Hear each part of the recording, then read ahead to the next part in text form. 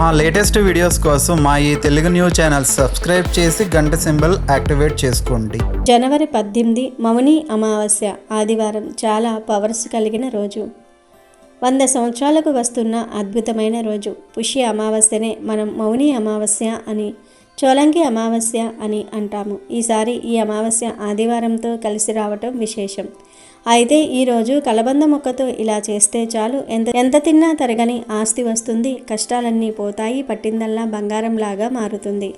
మన సనాతన ధర్మంలో ఎన్నో తిథులు, ఎన్నో పర్వదినాలు వస్తూ ఉంటాయి, పోతూ ఉంటాయి. కానీ కొన్ని రోజులు మాత్రం చాలా చాలా ప్రత్యేకం. అటువంటి అత్యంత అరుదైన, అత్యంత శక్తివంతమైన రోజే ఈ అమావాస్య.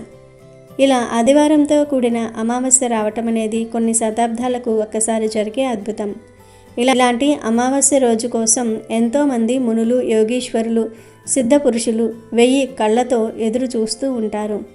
ఎందుకంటే సామాన్యమైన రోజుల్లో చేసే పూజల కంటే ఇటువంటి పవర్ఫుల్ రోజుల్లో చేసే చిన్న చిన్న తాంత్రిక పరిహారాలు అద్భుతమైన ఫలితాలను ఇస్తాయి.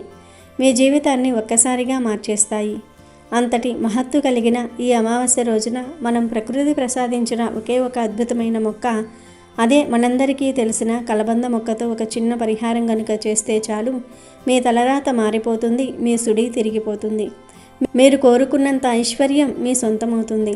ఒక్క మాటలో చెప్పాలంటే ఈ పరిహారం చేసిన తర్వాత మీ ఇంట్లో ఎంత తిన్నా తరగని ఆస్తి వచ్చి చేరుతుంది అని శాస్త్రాలు చెప్తూ ఉన్నాయి. అసలు కలబంద అంటే సామాన్యమైన మొక్క కాదు. దీన్ని సంజీవినితో సమానంగా చూస్తారు. ఆయుర్వేదంలో దీనికి ఎంత ప్రాముఖ్యత ఉందో ఆధ్యాత్మికంగా అంతకంటే ఎక్కువ ప్రాముఖ్యత ఉంది. మనకు తెలిసి కలబందను కేవలం అందానికి, ఆరోగ్యానికి మాత్రమే వాడుతూ ఉంటారు. ముఖానికి రాసుకోవడానికో, జుట్టుకు రాసుకోవడానికో, లేదా షుగర్ వంటి వ్యాధులు ఉన్నవారు జ్యూస్ తాగడానికో వాడుతూ ఉంటారు. ఆరోగ్యపరంగా ఇందులో ఎన్ని ఔషధ గుణాలు ఉన్నాయో మనందరికీ తెలుసు. కడుపులో ఉన్న మలినాలను, విష పదార్థాలను ఎలా అయితే ఈ కలబంద బయటకు పంపిస్తుందో, అలాగే మన ఇంటికి పట్టిన దరిద్రాన్ని, పీడను, దోషాలను కూడా తరిమి కొట్టే శక్తి ఈ కలబందకు ఉంది. సాక్షాత్తు ఆ లక్ష్మీదేవి అనుగ్రహం ఈ మొక్కపై ఉంటుందని పురాణాలు చెప్తూ ఉన్నాయి. ముక్కోటి దేవతలు కూడా ఈ కలబంద మొక్కలో కొలువై ఉంటారు. అందుకే పూర్వం నుండి మన పెద్దలు ఇంటి ముందు కలబందను కట్టేవారు. ఎందుకంటే కలబందకు ధనాన్ని ఆకర్షించే శక్తి అద్భుతంగా ఉంటుంది. అయస్కాంతం ఇనుముని ఎలా అయితే ఆకర్షిస్తుందో, ఈ కలబంద మొక్క డబ్బును, ఐశ్వర్యాన్ని అలా ఆకర్షిస్తుంది. అదే సమయంలో కష్టాలను, నరదృష్టిని, ఏడుపులను తరిమి కొట్టే శక్తి దీనికి ఉంది. మరి ఇంతకీ అద్భుతమైన శక్తులు ఉన్న ఈ కలబందతో ఈ శక్తివంతమైన అమావాస్య నాడు ఏం చేయాలి, ఆ పరిహారం ఎలా చేయాలి అనే విషయాలను ఇప్పుడు మనం ఈ వీడియోలో వివరంగా తెలుసుకుందాము, క్లియర్గా తెలుసుకుందాము. ఫ్రెండ్స్, 100 సంవత్సరాల తర్వాత వస్తున్న ఈ పవిత్రమైన అమావాస్య మీ తలరాతను మార్చబోతుంది కనుక దయచేసి ఈ వీడియోని మధ్యలో వదిలేయకండి. మీరు స్కిప్ చేస్తే ఆ ఒక్క నిమిషం మీ జీవితాన్నే మార్చేసే ఒక గొప్ప రహస్యాన్ని మీకు దూరం చేయవచ్చు.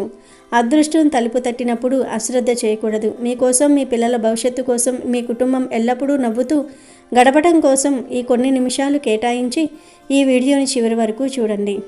నిజంగా మీ కష్టాలు తీరాలని, మీ ఇంట్లో లక్ష్మీదేవి కొలువు ఉండాలని నేను మనస్ఫూర్తిగా కోరుకుంటూ ఈ పరిహారాన్ని మీకు వివరిస్తున్నాను. మీరు ఇచ్చే ఈ కొద్ది సమయం మీ జీవితంలో అఖండ ఐశ్వర్యానికి పునాది కావచ్చు. కనుక నమ్మకంతో ఈ వీడియోని పూర్తిగా చూడండి. అలాగే కామెంట్ బాక్స్లో ఓం నమః శివాయ అని కామెంట్ చేయండి. అమావాస్య చాలా శక్తివంతమైనది.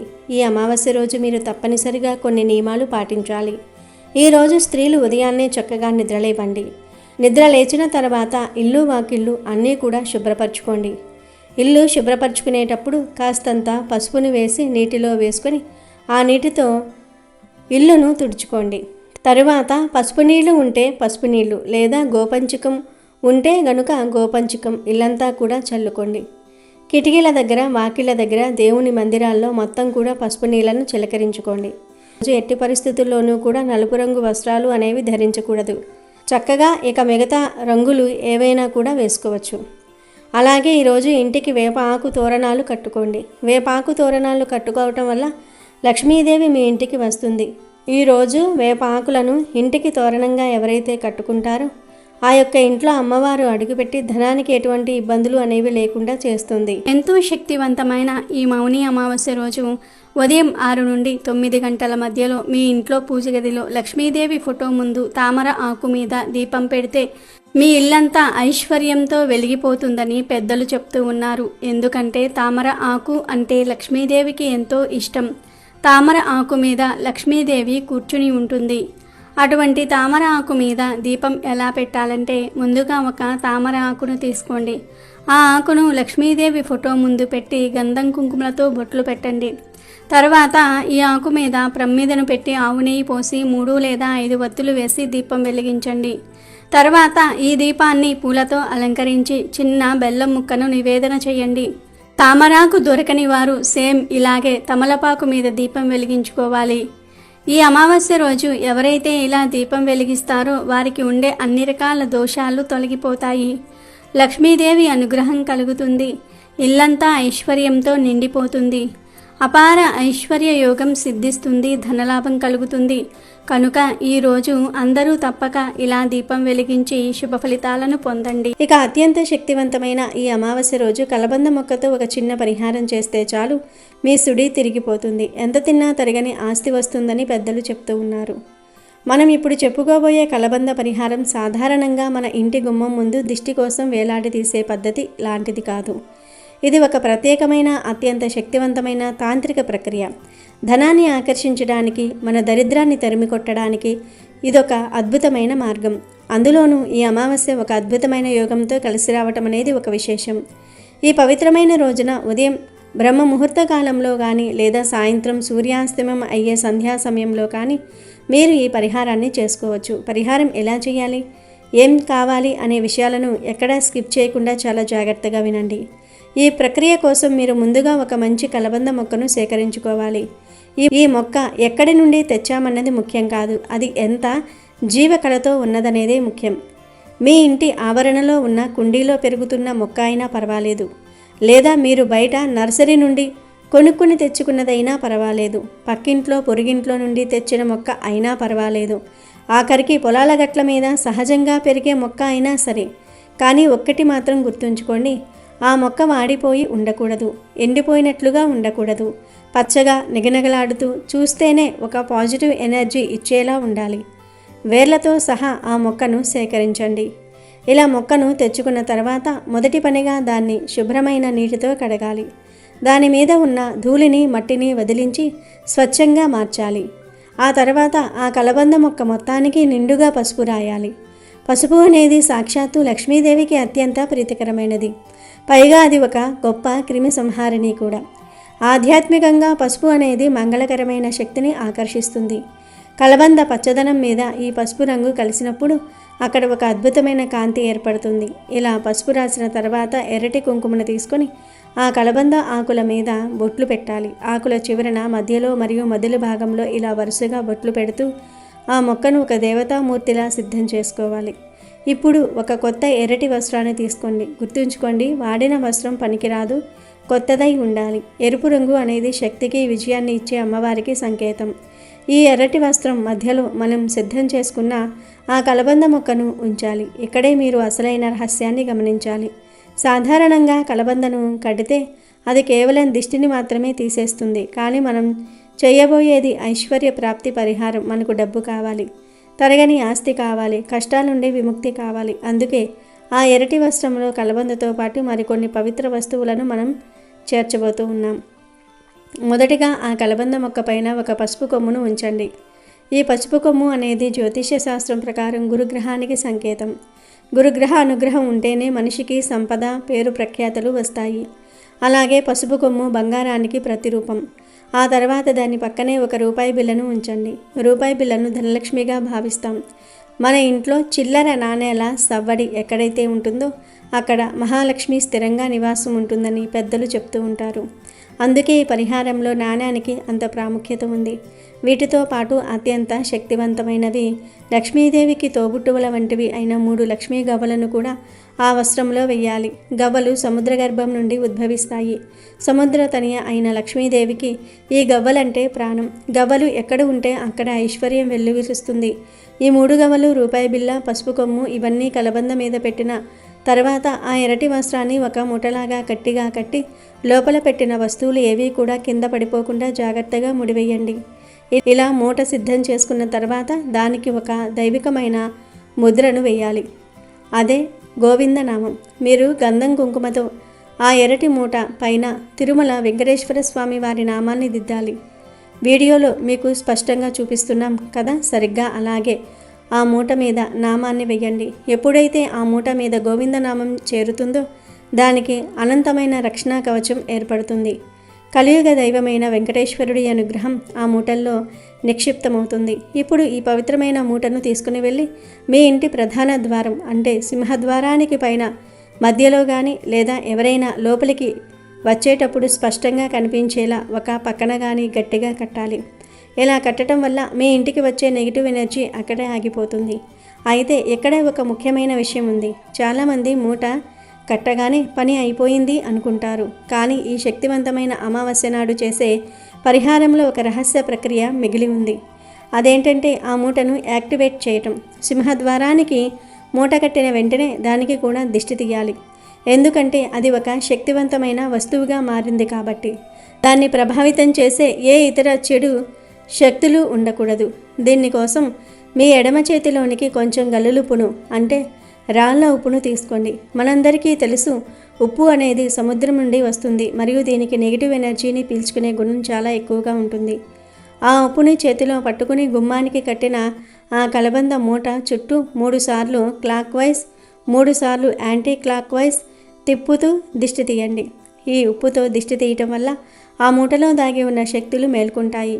అది తన పనిని అంటే ధనాన్ని ఆకర్షించటం మరియు ఇంటిని రక్షించటం మొదలుపెడుతుంది. ఇలా దిష్టి తీసిన తర్వాత ఆ చేతిలో ఉన్న ఉప్పును తీసుకుని వెళ్ళి ఎక్కడైనా పారే నీటిలో వేయండి లేదా బయట మురికి కాలువలో పడేయండి. కుదరకపోతే ఇంటి షింకులో వేసి నీళ్లు ఎక్కువగా పోయండి. కానీ ఆ ఉప్పును మళ్ళీ ఇంట్లోకి తీసుకురాకూడదు లేదా ఎవరు తొక్కే చోట పడేయకూడదు. ఈ అమావాస్య అనేది మామూలు రోజు కాదు, 100 ఏళ్లకొక్కసారి వచ్చే అరుదైన యోగం. అలాంటి రోజున మీరు ఈ కలబంద పరిహారాన్ని పద్ధతి ప్రకారం చేస్తే మీ జీవితంలో ఉన్న దరిద్రమంతా పటాపంచలైపోతుంది.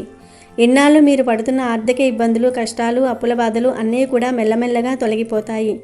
మనం ఇందులో వాడిన ప్రతి వస్తువు ఒక అద్భుతం. కలబంద దుష్ట శక్తులను అడ్డుకుంటుంది. పసుపు కొమ్ము గురుబలాన్ని ఇస్తుంది. లక్ష్మీ గవ్వలు డబ్బును ఆకర్షిస్తాయి. రూపాయి బిళ్ళ సంపదను స్థిరపరుస్తుంది. గోవిందనామం రక్షణ ఇస్తుంది. చివరిగా ఉప్పు దిష్టిని తొలగించేస్తుంది. ఇంతటి పకడ్బందీగా చేసే ఈ తాంత్రిక పరిహారం ఖచ్చితంగా ఫలితాలను ఇస్తుంది. ముఖ్యంగా ఈ అమావాస్య రోజున మౌనంగా ఉండి భగవంతుని ధ్యానిస్తూ ఈ పనులు చేయటం వల్ల ఫలితం 1000 రెట్లు ఎక్కువగా ఉంటుంది. అయితే ఇలా ఎంతో భక్తితో నిష్ఠతో సిద్ధం చేసుకుని సింహద్వారానికి కట్టుకున్న ఈ అద్భుతమైన కలబంద మూటను ఎన్నాళ్ళు వరకు ఉంచాలి, ఆ తర్వాత ఏం చేయాలి అనే సందేహం మీలో చాలామందికి కలుగవచ్చు. ఈ పరిహారం అనేది అత్యంత శక్తివంతమైనది కాబట్టి ఇది సుదీర్ఘకాలం పాటు మీ ఇంటికి ఒక రక్షణ కవచంలా, ధనాన్ని ఆకర్షించే అయస్కాంతంలా పనిచేస్తూనే ఉంటుంది.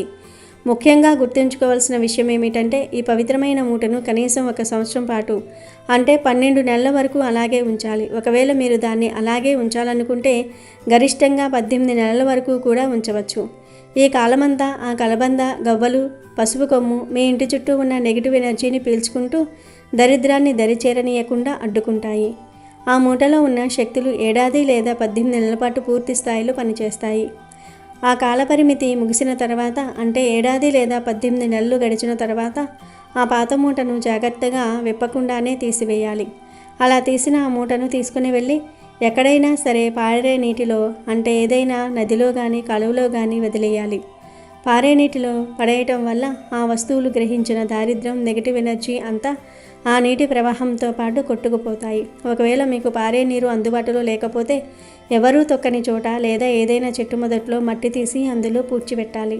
ఆ తర్వాత మళ్ళీ ఇదే పద్ధతిలో కొత్త వస్తువులతో మరొక మూటను సిద్ధం చేసుకొని కట్టుకోవాలి. ఇలా చేయటం వల్ల మీ ఇంట్లో ఐశ్వర్యం అనేది ఎప్పుడూ తరగకుండా నిరంతరాయంగా పెరుగుతూనే ఉంటుంది. నమ్మకంతో చేయండి. ఆ లక్ష్మీనారాయణుల అనుగ్రహం మీకు తప్పక కలుగుతుంది. పట్టిందల్లా బంగారంలాగా మారుతుంది. కష్టాలు పోతాయి. దుష్టపీడలు, దోషాలు, సమస్యలు మీ దరి చేరము. మీకు అన్ని శుభాలే జరుగుతాయి. కాబట్టి ప్రతి ఒక్కరూ ఈ అమావాస్య రోజు కలబంద మొక్కతో ఈ చిన్న కలబంద పరిహారాన్ని చేసి శుభ ఫలితాలను పొంది సంతోషంగా జీవించండి. ఇది ఆదివారంతో కలిసి వచ్చిన అమావాస్య కాబట్టి ఈరోజు దిష్టిదోష నివారణకు చాలా చాలా పవర్ఫుల్ డే. సాధారణంగా మనకు ఏవైనా పనులు ఆగిపోతున్నా, ఇంట్లో ఎప్పుడూ గొడవలు జరుగుతూ ఉన్నా, డబ్బు నిలవకపోయినా దానికి ప్రధాన కారణం నరదృష్టి అని శాస్త్రాల్లో ఉంది. నరుడి దృష్టికి నాపరాళ్ళు కూడా పగులుతూ ఉంటాయి అంటారు కదా. అటువంటి భయంకరమైన దిష్టిని తీసేయడానికి ఈ అమావాస్యను మించిన రోజు లేదు. కాబట్టి ఈ అమావాస్య నాడు సాయంత్రం సంధ్యా సమయంలో మీ కుటుంబ సభ్యులందరికీ, ముఖ్యంగా చిన్నపిల్లలకు, సంపాదించే వ్యక్తులకు దిష్టి తగలకుండా ఉండాలంటే కాలికి నల్ల దారం కట్టుకోవటం చాలా మంచిది. దీనికోసం మీరు పూజా సామాగ్రి షాప్లో దొరికే ఒక నల్ల దారాన్ని లేదా సాధారణ నల్లటి తాడును తీసుకోండి. ఆ దారాన్ని మీ చేతిలో పట్టుకొని ఈ చిన్న మంత్రాన్ని 11 సార్లు జపించండి. మంత్రం ఏమిటి అంటే ఓం లం లం లం, ఓం లం లం లం, దృష్టి నివారయామి, దృష్టి నివారయామి. చాలా చిన్న మంత్రం ఇది. లం అనేది బీజాక్షరం. ఇది భూతత్వాన్ని సూచిస్తుంది మరియు రక్షణను ఇస్తుంది. ఇలా 11 సార్లు ఈ మంత్రాన్ని జపించి ఆ దారానికి బలం చేకూర్చిన తర్వాత ఆ నల్లతాడును ఆడవారైతే ఎడమకాలికి, మగవారైతే కుడికాలికి కట్టుకోవాలి అని శాస్త్రం చెప్తోంది. ఇలా మంత్రించి కట్టుకున్న నల్లతాడు రక్షా రేఖలా పనిచేస్తుంది. దీనివల్ల మీకు ఎటువంటి చెడు దృష్టి తగలదు. శత్రువుల ప్రయోగాలేవి పనిచేయవు. అలాగే వ్యక్తిగత రక్షణే కాదు, ఇంటి రక్షణ కూడా ముఖ్యం. కాబట్టి ఇంటికి దిష్టి తగలకుండా ఉండటం కోసం ఈరోజు గుమ్మం ముందు గుమ్మడికాయను కట్టుకుంటే చాలా మంచి ఫలితం ఉంటుంది. ఈరోజు మీ ఇంటికి ఆల్రెడీ పాత గుమ్మడికాయ కట్టి ఉంటే దానిని తొలగించి ఒక కొత్త బూడిద గుమ్మడికాయను తెచ్చుకొని దానికి పసుపు రాసి కుంకుమ బొట్లు పెట్టి ధూపం చూపించి గుమ్మం ముందు కట్టండి. ఇలా కడితే మీ ఇంటికి అసలు దిష్టి అనేది తగలదు. ఒకవేళ గుమ్మడికాయ కట్టడం వీలు కాకపోతే మీ ఇష్టాన్ని బట్టి, మీ ఆచారాన్ని బట్టి పటికను కానీ, కలబందను కానీ, లేదా దిష్టి పోవటం కోసం కొబ్బరికాయను అయినా సరే ఈరోజు కట్టుకోవచ్చు. పాతవి ఉంటే తీసేసి ఈ అమావాస్య నాడు కొత్తవి కట్టండి. ఎందుకంటే ఈ అమావాస్య ఆదివారం వచ్చింది కాబట్టి దిష్టిని సమూలంగా తీసివేయడానికి ఇది చాలా బాగా ఉపయోగపడుతుంది. పుష్య అమావాస్యకే మౌని అమావాస్య, చోలంగి అమావాస్య అని పేరు. ఇది చాలా శక్తివంతమైన అమావాస్య. 100 సంవత్సరాలకు వస్తుంది. ఇదే ఈ సంవత్సరంలోని మొట్టమొదటి అమావాస్య. ఈ అమావాస్యతో ఈ పుష్యమాసం పూర్తయిపోతుంది. తర్వాత ఇక మాఘమాసం వస్తుంది. మాఘ స్నానాలు చేయటం మొదలు పెడతారు. ఇది చాలా అద్భుతమైన అమావాస్య. అతీంద్రియ శక్తులు కలిగిన అమావాస్య. అమావాస్య మహాశక్తివంతమైనది కనుక ఈరోజు కాకులను, కుక్కలను, గోవులను పొరపాటున కూడా కొట్టకూడదు, హింసించకూడదు. అలాగే ఈరోజు పాత వస్తువులను ఎవరికైనా ఇవ్వటం కానీ లేదా బయటపడేయటం కానీ చేయకూడదు. అంటే పాత బట్టలు, పాత చెప్పులు, పగిలిన అద్దాలు, పాత చెక్క వస్తువులు ఇలాంటివేమీ కూడా బయటపడేయకూడదు. అమావాస్య రోజు అలా పడేస్తే లక్ష్మీదేవి ఇంట్లో నిలవదు. అలాగే ఈ అమావాస్య రోజున స్త్రీలు మంగళసూత్రాలలోని పూసలను పొరపాటున కూడా మార్చకూడదు. ఇంటి ముందు పొరపాటున కూడా ముగ్గు వేయకూడదు. పితృదేవతల శాపం తగులుతుంది. స్త్రీలు ఈరోజు తల విరబూసుకుని తిరగకూడదు. దుష్ట శక్తుల ప్రభావం పడి లేనిపోని ఇబ్బందులు ఎదుర్కోవలసి వస్తుంది. అమావాస్య రోజున లక్ష్మీ కటాక్షం కలగాలని కోరుకునేవారు చక్కగా ఒక చిన్న గాజు గ్లాసులో కొన్ని పాలను పోసి ఆ పాలల్లో చిటికెడు ధనియాల పొడి, చిటికెడు పసుపు, చిటికెడు నల్ల నువ్వులు కలిపి ఆ పాలను రావి చెట్టు మొదట్లో పోయండి. ఈ అమావాస్య రోజు రావి చెట్టు మొదట్లో ఇలా పాలు పోస్తే విపరీతంగా లక్ష్మీదేవి అనుగ్రహం కలుగుతుంది. ధన సంపాదన పెరుగుతుంది. అనేక మార్గాలలో ధనం మీ దగ్గరకు వచ్చి చేరుకుంటుంది. మౌని అమావాస్య రోజు స్త్రీలు, పురుషులు ఎవరూ కూడా కొన్ని పనులు చేయకూడదు అని శాస్త్రాలలో ఉంది. మౌని అమావాస్య రోజు ఎట్టి పరిస్థితుల్లోనూ కూడా భార్యాభర్తలు శారీరక సంబంధాలు పెట్టుకోకూడదు. ఎందుకంటే ఈరోజు ప్రతికూల శక్తులు ఎక్కువగా ఉంటాయి. ఒకవేళ తెలియక ఈరోజు భార్యాభర్తలు కలిస్తే వారికి పుట్టే బిడ్డ శారీరక వైకల్యంతో పుడతాడని పురాణాలు చెప్తూ ఉన్నాయి. కనుక మౌని అమావాస్య రోజు భార్యాభర్తలు సంగమించకూడదు. మౌని అమావాస్య రోజు ఎవరిపైనా కోపం ప్రదర్శించకుండా ఈరోజు ప్రశాంతంగా ఉండాలి. తక్కువ మాట్లాడుకోవాలి. దైవంపై మనసు లగ్నం చేయాలి. ఈరోజు పొరపాటున అనకూడని మాటలు అంటే మీ జీవితంపై ఆ మాటల యొక్క ప్రభావం పడుతుంది. కాబట్టి ఈరోజు వీలైనంత వరకు మౌనంగా ఉండండి. మౌని అమావాస్య రోజు మర్రి చెట్టుకు ప్రతికూల శక్తులు వస్తాయి. కాబట్టి ఈరోజు మర్రి చెట్టు దగ్గరకు వెళ్ళకూడదు. పొరపాటున కూడా వాటిని తాకకూడదు. ఈ అమావాస్య రోజు ఒక 5 వస్తువులను దానం చేస్తే కోటి జన్మల పుణ్యం వస్తుందని శాస్త్రాలలో ఉంది. ఆ 5 వస్తువులు ఏమిటో తెలుసుకుందాం. మొదటిగా మౌని అమావాస్య నాడు స్నానం చేసి ఆ తర్వాత ధాన్యాన్ని అంటే బియ్యాన్ని బ్రాహ్మణుడికి కానీ లేదా పేదవారికి కానీ దానం చేయాలి. ఇలా చేయటం వల్ల పూర్వీకులు ఇహలోక యాత్రలో ఆహారాన్ని పొందుతారని, ఆ ఆహారంతోనే వారు సంతృప్తి చెందుతారని పెద్దలు చెప్తూ ఉన్నారు. ఇక రెండవది ఆవు పాలు. ఈ రోజున ఆవు పాలను ఎవరైనా పేదవారికి దానం చేస్తే మీ పూర్వీకులు మోక్షాన్ని పొంది సంతృప్తి చెందుతారు. ఆవు పాలను దానం చేయటం ద్వారా దేవతలు పితృదేవతలు కూడా సంతోషిస్తారు. మూడవది ఆవ నూనె. మౌని అమావాస్య రోజున ఆవు నూనెను అవసరమైన వారికి దానం చేయటం వల్ల పూర్వీకుల ఆశీర్వాదం, జీవితంలో ఆనందము లభిస్తాయి. ఈ రోజున ఆవ నూనెతో పాటు నువ్వుల నూనె, అన్నము, జామకాయ దానం చేయటం ద్వారా శుభప్రదంగా భావిస్తారు. నాలుగవది దుప్పటి. మౌని అమావాస్య రోజున పేదవారికి దుప్పటి దానం చేయటం ఉత్తమం. జ్యోతిష్య శాస్త్రం ప్రకారం దుప్పటిని దానం చేయటం వల్ల గ్రహాల ప్రభావం తగ్గుతుంది. పూర్వీకుల మోక్షానికి కూడా సహాయపడుతుంది. పూర్వీకులు దుప్పట్లను దానం చేయటంతో సంతోషిస్తారు. వారి వారసులు సంతోషంగా ఉండాలని ఆశీర్వదిస్తారు. అలాగే పంచదార. ఈరోజు పేదవారికి పంచదార దానం చేయటం వల్ల మీ జీవితం మధురంగా మారుతుంది. ఆర్థిక సమస్యలు తీరుతాయి, కష్టాలు పోతాయి అని పెద్దలు చెప్తూ ఉన్నారు. కనుక మీరు కూడా ఈ 5 వస్తువుల్లో ఏదో ఒకటి దానం చేసి శుభ ఫలితాలను పొందండి. అమెజాన్లో బెస్ట్ డిస్కౌంట్స్ కోసం వీడియో డిస్క్రిప్షన్లో లింకు ఉంది, చూడండి. అలాగే మా టెలిగ్రామ్ ఛానల్ సబ్స్క్రైబ్ చేసుకోండి.